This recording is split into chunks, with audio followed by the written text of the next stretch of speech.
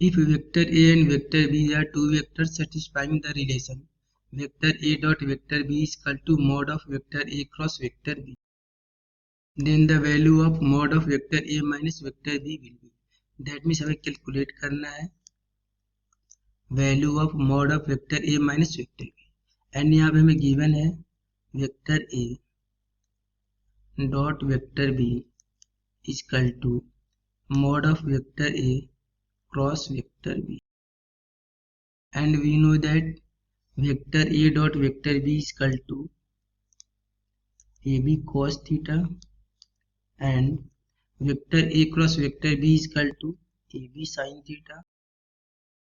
सो यहाँ से हम लिख सकते हैं sine theta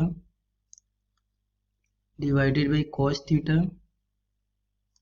equal to A B divided by A B. So A B से ए बी को हम कैंसिल कर सकते हैं वन टाइम में, and sine theta divided by cos theta को हम लिखते हैं tan theta. So tan theta equal to 1, then theta equal to 45 degree, and हमें कैलकुलेट करना है magnitude of vector A minus vector B. So we know that magnitude of vector A minus vector B will B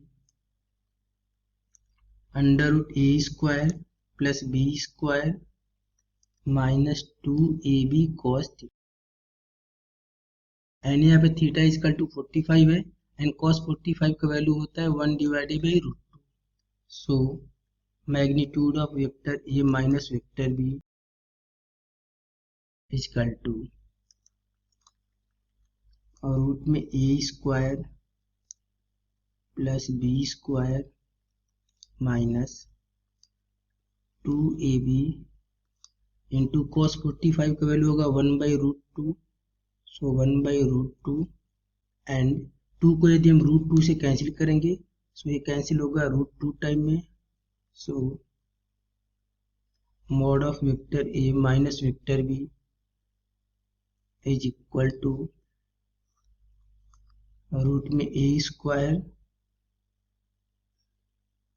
plus B square minus root 2ab. ये हो जाएगा हमारा answer, and ये match करेगा option number second से. Okay, and ये match करेगा